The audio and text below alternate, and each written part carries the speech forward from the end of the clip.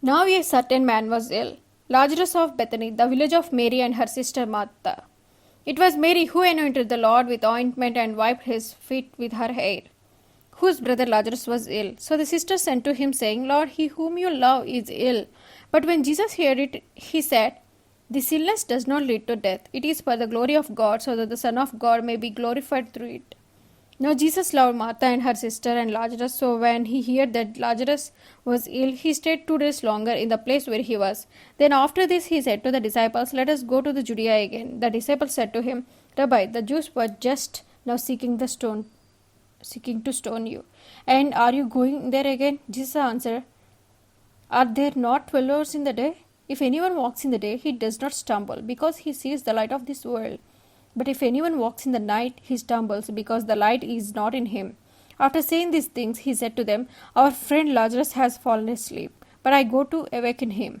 The disciples said to him, Lord, if he has fallen asleep, he will recover. Now Jesus had spoken of his death, but they thought that he meant taking rest in sleep. Then Jesus told them plainly, Lazarus has died, and for your sake I am glad that I was not there, so that you may believe, but let us go to him. So Thomas, called the twin, said to his fellow disciples, Let us also go, that we may die with him. Now when Jesus came, he found that Lazarus had already been in the tomb 4 days. Bethany was near Jerusalem, about 2 miles off, and many of the Jews had come to Martha and Mary to console them concerning their brother. So when Martha heard that Jesus was coming, she went and met him. But Mary remained seated in the house. Martha said to Jesus, Lord, if you had been here, my brother would not have died. But even now I know that whatever you ask from God, God will give you. Jesus said to her, Your brother will rise again. Martha said to him, I know that he will rise again in the resurrection on the last day. Jesus said to her, I am the resurrection and the life. Whoever believes in me, though he die, yet shall he live. And everyone who lives and believes in me shall never die. Do you believe this? She said to him, Yes, Lord, I believe that you are the Christ, the Son of God, who is coming to the world. When she had said this, she went and called her sister Mary, saying in private, The teacher is here and is calling for you. And when she heard it, she rose quickly and went to him. Now Jesus had not yet come into the village, but was still in the place where Martha had met him.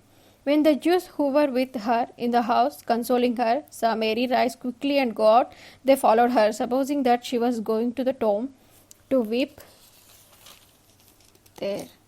Now when Mary came to where Jesus was and saw him, she fell at his feet, saying to him, Lord, if you had been here, my brother would not have died. When Jesus saw her weeping, and the Jews who had come with her also weeping, he was deeply moved in his spirit and greatly troubled. And he said, Where have you laid him? They said to him, Lord, come and see. Jesus wept. So the Jews said, See how he loved him.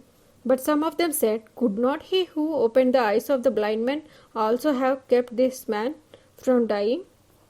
Then Jesus, deeply moved again, came to the tomb. It was a cave, and a stone lay against it. Jesus said, Take away the stone. Martha, the sister of the dead man, said to him, Lord, by this time there will be an odor, for he has been dead 4 days. Jesus said to her, Did I not tell you that if you believed you would see the glory of God? So they took away the stone, and Jesus lifted up his eyes and said, Father, I thank you that you have heard me. I knew that you always hear me, but I said this on account of the people standing around, that they may believe that you sent me.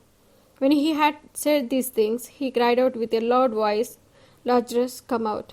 The man who had died came out, his hands and feet bound with linen strip, and his face wrapped with a cloth. Jesus said to them, Unbind him and let him go. Many of the Jews, therefore, who had come with Mary and had seen that what he did, believed in him. But some of them went to the Pharisees and told them what Jesus had done. So the chief priest and the Pharisees gathered the council and said, What are we to do? For this man performs many signs. If we let him go on like this, everyone will believe in him, and the Romans will come and take away both our place and our nation.